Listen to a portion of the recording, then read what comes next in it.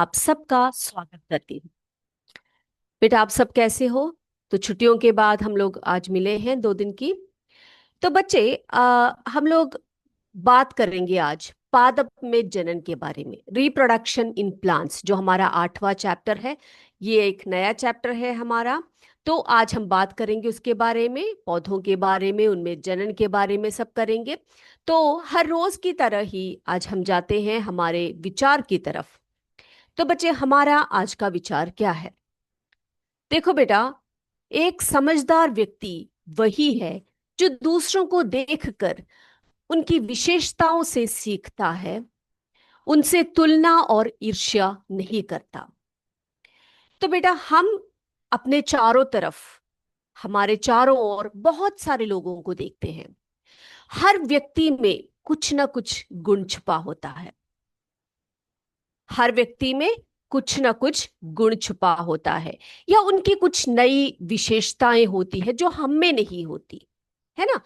तो हमें क्या करना चाहिए बेटा? उनसे कभी भी देखो, किसी से भी आप अपनी तुलना मत कीजिए, क्योंकि आप में जो विशेषताएं हैं, आप में जो क्षमताएं हैं, वो मुझ में नहीं होगा, है ना? और मुझ में जो विशेषताएं हैं, मुझ में जो गुण है, वो आप में नहीं हो सकता।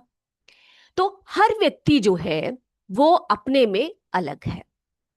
तो हमें दूसरों की जो विशेषताएं होती है, अच्छी विशेषताएं जो होती है, उनसे सीखना चाहिए। उनसे कभी ना तुलना करो, ना उनसे ईर्ष्या करो। तो यही एक समझदार व्यक्ति की विशेषता है। एक और बार, एक समझदार व्यक्ति वही है जो दूसरों को देखकर उनकी विशेषताओं से सीखता है, उनसे तुलना और ईर्ष्या नहीं करता। तो इसी शुभ विचार के साथ आज के क्लास को हम स्टार्ट करते हैं, हमारे नए चैप्टर को हम स्टार्ट करते हैं। हम पढ़ने जा रहे हैं रिप्रोडक्शन इन प्लांट्स, अथवा पादप में जनन। तो बच्चों, मुझे आप ये बता सकते हैं कि जनन अथवा रिप्रोडक्शन किसको कहा जाता है? जनन अथवा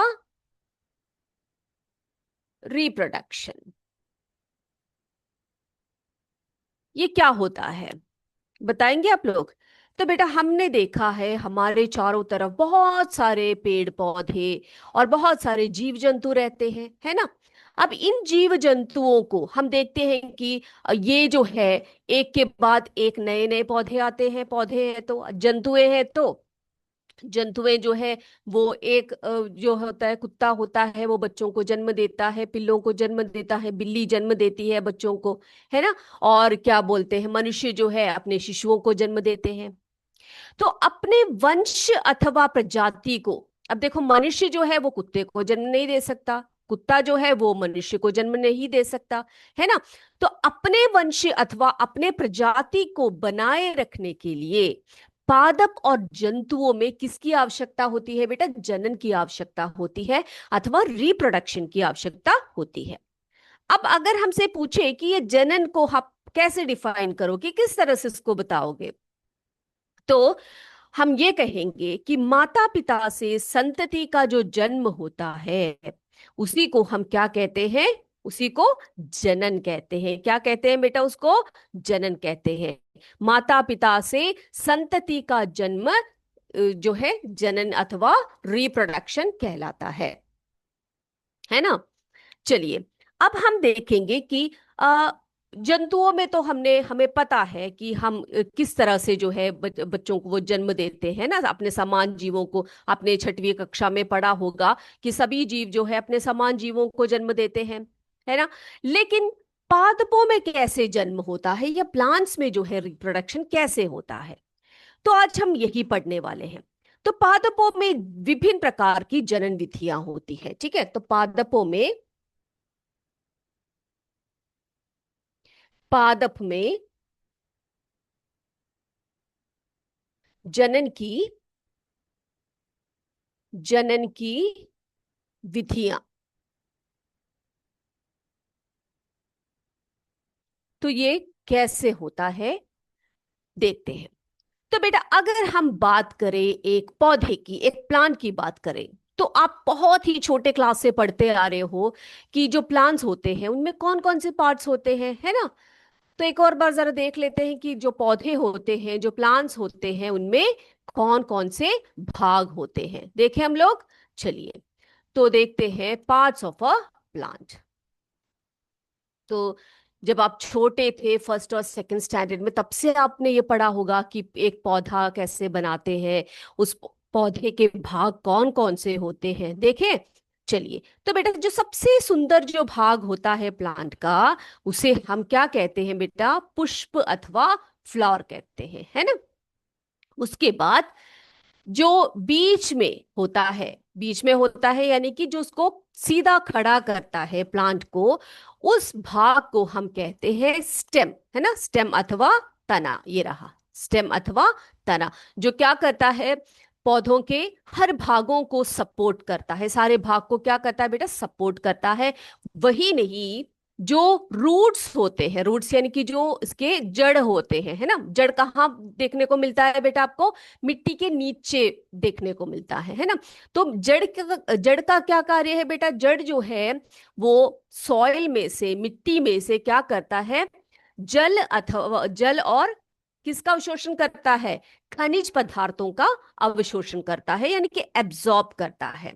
फिर क्या करता है? वो तने तक पहुंचाता है। फिर तना क्या करता है बेटा? ये जो खनिज लवण है, जो जल है, इसको पौधे के सारे भागों में पहुंचा देता है। ठीक है। और ये रहा जो हरे रंग में आपको दिखाई देता है ये स्ट्रक्चर, इसको क्या कहा जाता है बेटा? इसको हम कहते हैं पत्तियां अथवा लीव्स कहते हैं, है ना। तो अधिकांश जो पौधे होते हैं उसमें मूल, तना, पत्तियां वगैरह होती है, लेकिन कई ऐसे प्लांट्स होते हैं जिसमें फ्लावर्स नहीं होते हैं। ठीक है। कई प्लांट्स ऐसे होते हैं जिसमें फ्लावर्स होते हैं, कुछ में फ्लावर्स नहीं होते हैं। ओके। तो बाकी जो भाग होते हैं, पत्तियां हो, तना हो, रूट्स हो, ये सब जो है अधिकांश पौधों में पाए जाते हैं। और इनको क्या कहा जाता है? ये जो भाग होते हैं इनको कहा जाता है कायिक अंग। क्या कहा जाता है बेटा इनको? कायिक अंग कहा जाता है, अथवा वेजिटेटिव पार्ट्स जो है उनको कहा जाता है। ठीक है। तो कायिक अंग क्या है समझ गए आप लोग? है ना, कायिक अंग। ये देखिए यहां पर लिखती हूं, कायिक अंग। ठीक है। कायिक अंग अथवा वेजिटेटिव पार्ट्स।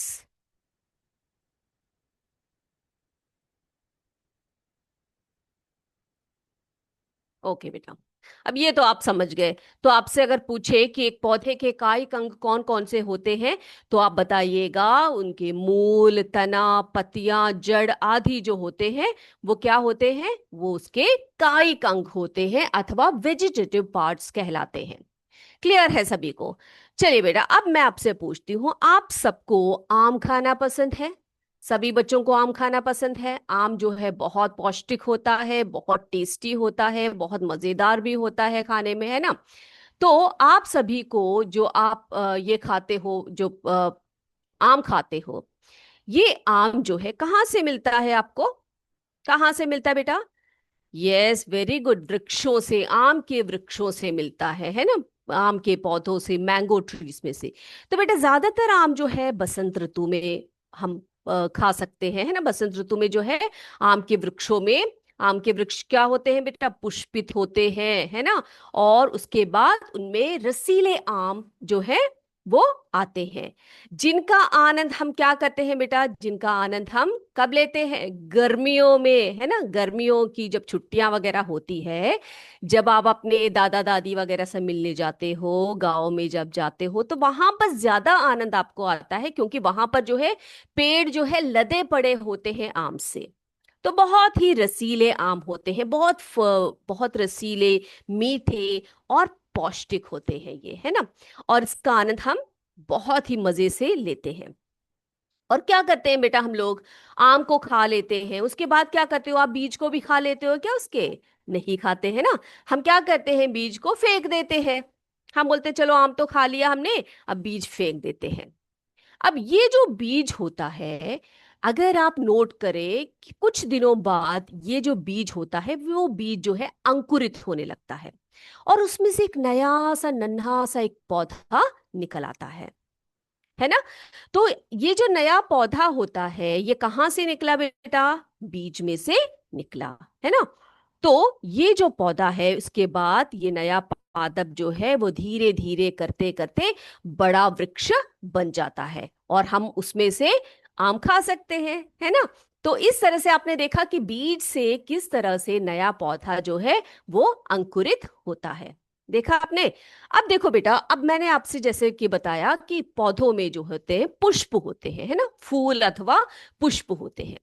तो पुष्पों की क्या भूमिका होती है, क्या भूमिका होती है बेटा, आप कोई बता सकता है मुझे कि जो पौधों में जो पुष्प होते हैं अथवा फ्लावर्स जो होते हैं, पुष्प अथवा फ्लावर, उसकी क्या भूमिका होती है। क्या वो सिर्फ पौधे को सुंदर दिखाने के लिए, या पौधे में जो है वो बहुत ही जब लगते हैं तो सुंदर लगते हैं, क्या उसके लिए होता है, यानी कि पौधे की सजावट के लिए होता है क्या पुष्प? नहीं, है ना। ये क्यों होता है बेटा, पुष्प जो होता है वो पादप के जनन अंग होते हैं। क्या क्या कहा मैंने, जो पुष्प होते हैं वो पादप के जनन अंग होते हैं, यानी कि जनन का कार्य करने वाले कौन होते हैं पौधों में, पुष्प होते हैं, ठीक है। तो हम यहां पर क्या लिखेंगे, पुष्प जो होते हैं वो पादप के जनन अंग होते हैं, रिप्रोडक्टिव पार्ट कहलाते हैं इसको, ठीक है। ये ना केवल पौधों को सुंदर दिखाते हैं, और बहुत बड़ा सा एक रोल है इनका, किसमें, जनन कार्य में, पौधों के जनन कार्य में, है ना। तो हम अपने आसपास जो है बहुत सारे सुंदर सुंदर पुष्प देखते हैं, रंग बिरंगे पुष्प देखते हैं। जो पुष्प होते हैं उनमें बहुत सी खुशबू होती है, बहुत मजा आता है। पुष्पों को देखकर हमारा मन जो है बहुत ही संतुष्ट होता है ना। तो ये जो पुष्प होते हैं, ये पुष्प जो है पौधों के जनन अंग कहलाते हैं, ठीक है। अब बेटा हम बात करने वाले हैं, पुष्पों की ही बात करते हैं। तो पुष्प जो है उसमें आ, नर जनन अंग वाले पुष्प भी होते हैं, कई कई पुष्प जिसमें मादा जनन अंग होते हैं, या फिर कई ऐसे पुष्प होते हैं जिसमें दोनों जनन अंग होते हैं, ठीक है। यानी कि मेल पार्ट्स कई में होते हैं, कई पुष्पों में फीमेल पार्ट्स होते हैं, और कई ऐसे पुष्प होते हैं जिसमें दोनों, यानी कि मेल और फीमेल, नर और मादा दोनों जनन अंग होते हैं। तो उसके बारे में हम जो है डिटेल में पढ़ेंगे, ठीक है। तो अभी हम देखते हैं कि पादप में जो है जनन विधियां जो है कितने प्रकार की होती है। जनन जो है उनमें दो प्रकार के होते हैं, जैसे कि जीवों में होता है, कई जीवों में जो है लैंगिक जनन होता है, कई जीवों में अलैंगिक जनन होता है। उसी प्रकार जो है पादपों में भी क्या होता है बेटा, दो प्रकार से जनन विधियां होती है, ठीक है। तो जनन विधियां जो है दो प्रकार से होती है, एक है अलैंगिक जनन, अलैंगिक जनन जिसे हम एसेक्सुअल रिप्रोडक्शन कहते हैं, और उनमें कईयों में लैंगिक जनन भी होता है, यानी कि सेक्सुअल रिप्रोडक्शन भी होता है, ओके। अब देखो बेटा, हम बात कर रहे हैं सबसे पहले अलैंगिक जनन की। तो अलैंगिक जनन में क्या होता है, अलैंगिक जनन में पादप बिना बीज के ही नए पादप को उत्पन्न कर देता है। क्या कहा मैंने आपसे कि जो अलैंगिक जनन होता है, अलैंगिक जनन जिसे हम एसेक्सुअल रिप्रोडक्शन कहते हैं, इसमें क्या होता है बेटा कि इसमें जो है बिना बीज, ठीक है। तो हमने अभी देखा ना कि जो है अ, जैसे कि हमने देखा कि जो आम की गुठली है, यानी कि आम के बीज में से क्या होता है बेटा, नए पौधे को जन्म देता है। तो अलैंगिक जन्म में पौधों में बिना बीज के ही नया पौधा बनता है, या नया नई जो संतति बनती है, उसी को हम क्या कहते हैं बेटा, उसी को हम अलैंगिक जनन कहते हैं पादपों में, ओके। अब बात करेंगे हम लैंगिक जनन की। अगर हम लैंगिक जनन की बात करें पौधों में या पादपों में, लैंगिक जनन जो होता है जिसे हम सेक्सुअल रिप्रोडक्शन कहते हैं, सेक्सुअल रिप्रोडक्शन कहते हैं। इसमें क्या होता है बेटा, नए पौधों का जन्म होता है। ठीक है, नए पौधों, नए पादपों से बीजों कहाँ कैसे प्राप्त होती है, बीजों के द्वारा, यानी कि यहाँ पर जो है बीज से नया पौधा निकलता है। यहाँ पर बिना बीज के, यहाँ पर बीज के। तो ये आप याद करके रखिएगा। तो पौधों में दो प्रकार की विधियां होती है जिनके द्वारा वे अपनी संतति का उत्पादन करते हैं, जिसमें कि पहला है अलैंगिक जनन और दूसरा है लैंगिक जनन। अलैंगिक जनन, जिसे एसेक्सुअल रिप्रोडक्शन कहते हैं, जो बिना बीज के नए पौधे का निर्माण करते हैं या उत्पादन करते हैं। लैंगिक जनन, जिसे सेक्सुअल रिप्रोडक्शन कहते हैं, उसमें बिना बीज के ही, आई एम सॉरी, नॉट बिना बीज के द्वारा नए पौधे का जन्म होता है। ठीक है।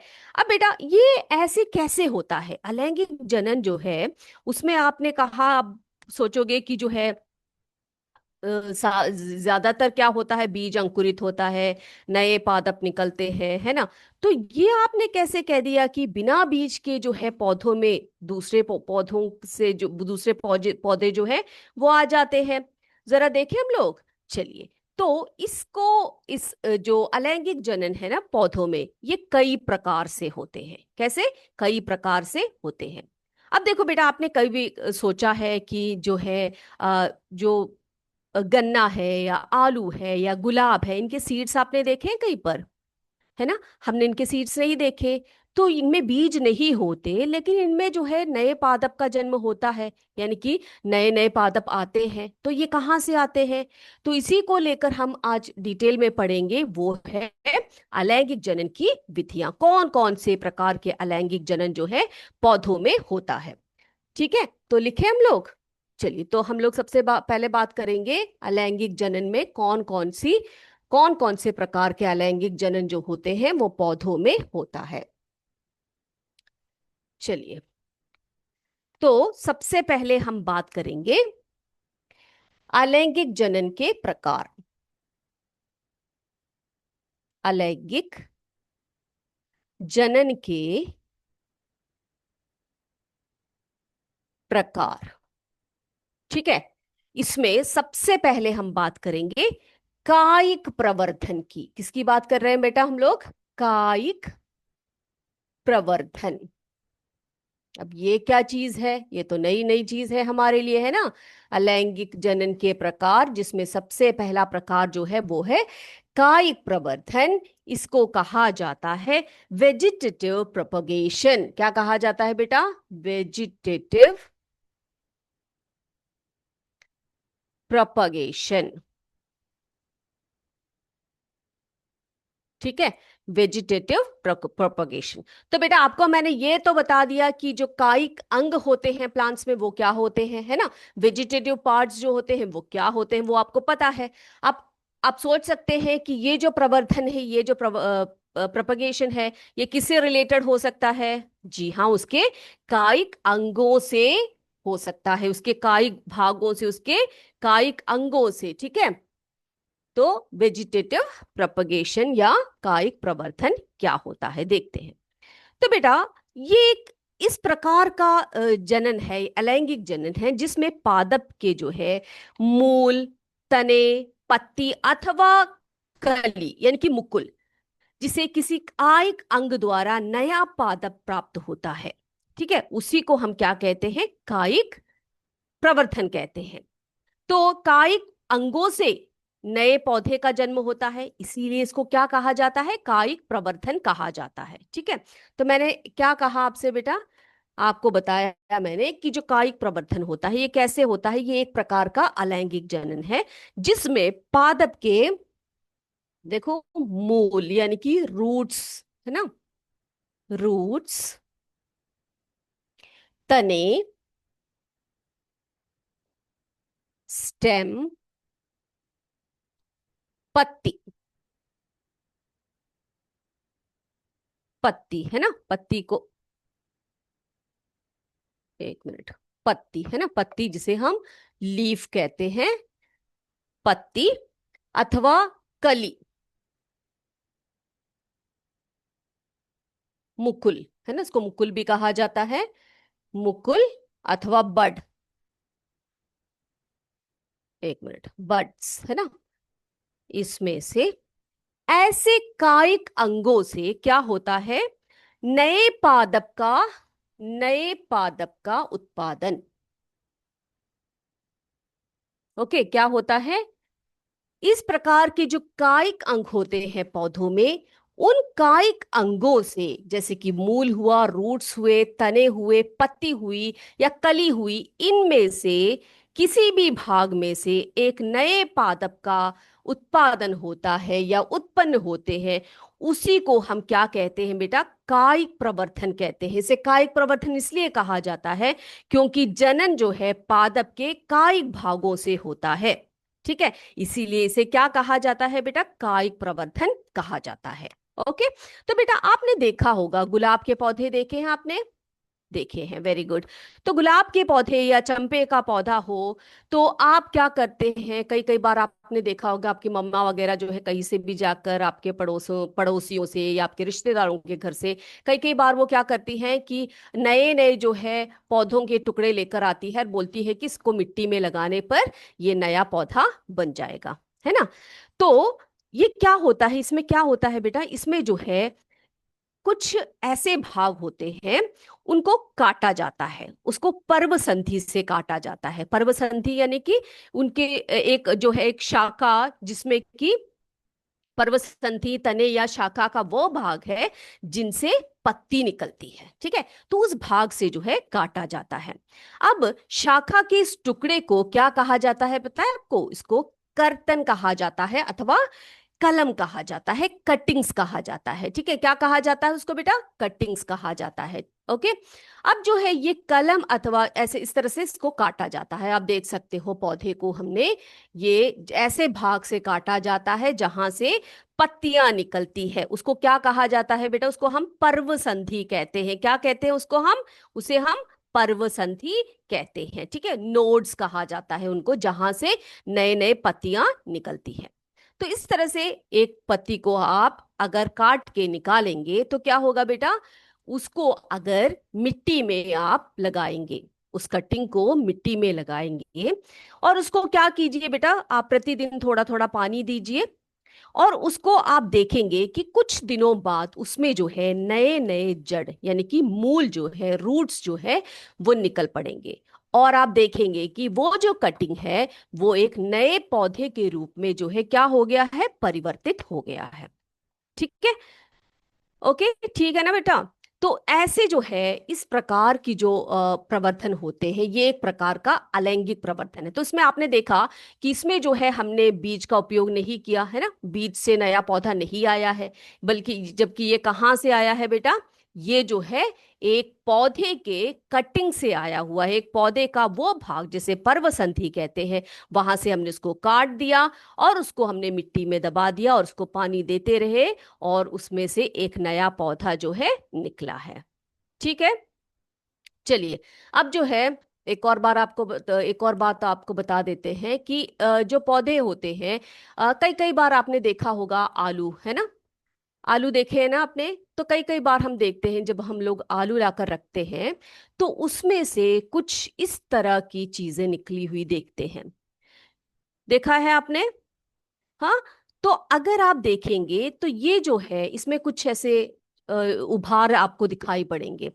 ये जो उभार होते हैं इनको हम क्या कहते हैं, शत चिन्ह अथवा आंखें का कहते हैं। ठीक है, क्या कहते हैं इनको, क्या कहा जाता है बेटा, इसको हम, इनको आंखें कहते हैं। ठीक है, आई कहा जाता है इनको। इस इसमें से जो स्कार होता है, ये छोटे छोटे स्कार्स होते हैं, उसमें से छोटे छोटे से बर्ड्स जैसे जो प्रवर्धक निकलते हैं, जो चीजें निकलती है इसमें, ये क्या होती है बेटा, इन्हें हम चिन्ह अथवा आंख कहते हैं। ओके, अब ये क्या चीज है, अब देखो बेटा, अगर हम इन आंखों की ये जो ये भाग है ना, ऐसे छोटे छोटे टुकड़ों को इस तरह से अगर हम काटेंगे और इनको मिट्टी में हम दबा देंगे, थोड़े दिनों के लिए मिट्टी में, थोड़े से मिट्टी में हम दबा देंगे, तो कुछ दिनों में आप देखोगे कि आलू के उन छोटे छोटे टुकड़ों में से क्या निकले हैं बेटा, एक नया पौधा जो है निकला होगा।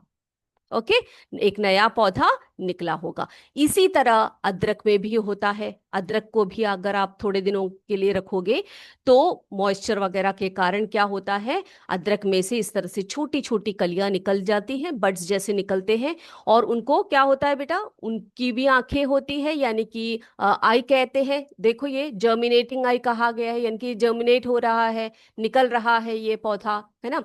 तो इसको काट के आप लगाओगे तो आप जितने आप कटिंग्स इसमें से लगाओगे ना, उतने ही पौधे आपको मिल जाएंगे। तो आपने यहां पर भी देखा क्या कि जो है आलू के जो या अदरक में से भी आप क्या है, उनके सीड्स से नहीं बल्कि उनके कायिक भागों से, उनका जो कायिक भाग है उसमें से जो है नया प्लांट जो है निकला है ना। तो ये क्या है बेटा, ये भी एक प्रकार का अलैंगिक जनन है, जिसमें कि क्या होता है, सीड्स में से नहीं, बीज में से नहीं, बल्कि प्लांट के कायिक भागों से जो है नया नया पौधा या पादप निकलता है। तो उसी को हम कायिक प्रवर्धन कहते हैं। अब अगला देखिए बेटे, यहां पर आप क्या देख रहे हो, यहां पर एक पत्ता दिखाई पड़ रहा है आपको, है ना। ये क्या पत्ता है, किसी बच्चे ने देखा इस तरह के पत्ते को? इसको बेटा ब्रायोफिलम कहते हैं। क्या कहते हैं अंग्रेजी में?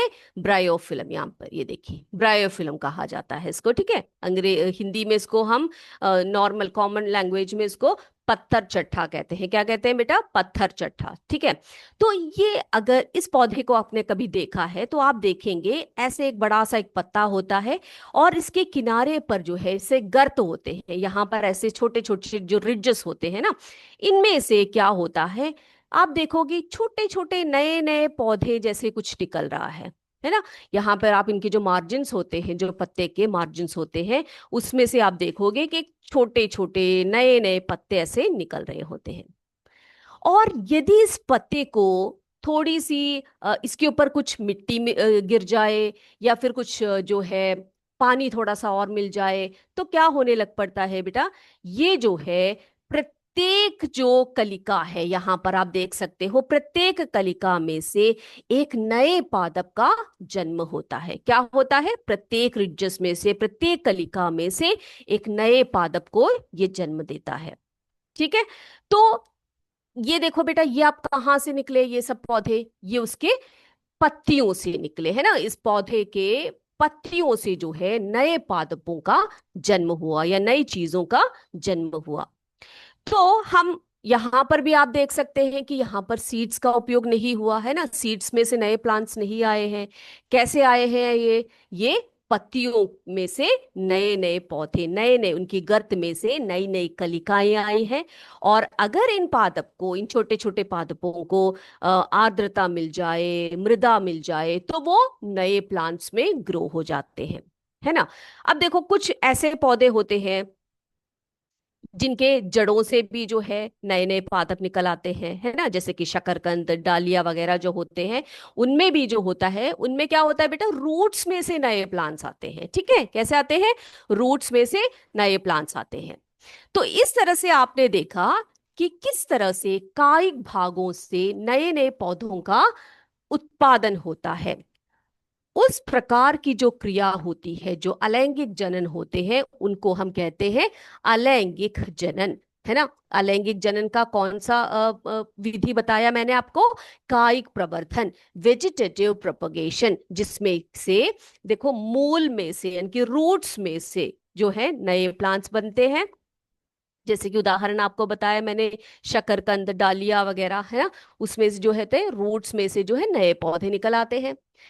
तने में से नया पौधा आता है ना। और पत्तियों में से भी आपने देखा कि नए पौधे का निर्माण होता है। तो ऐसे जो प्रजनन विधि है उसको कायिक प्रवर्धन कहते हैं।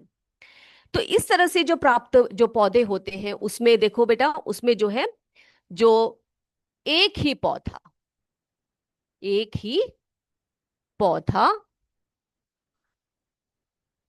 जो क्या करता है, नए पौधे का, नए पौधे का, पौधे का जन्म देती है, नए पौधे को जन्म देती है ना।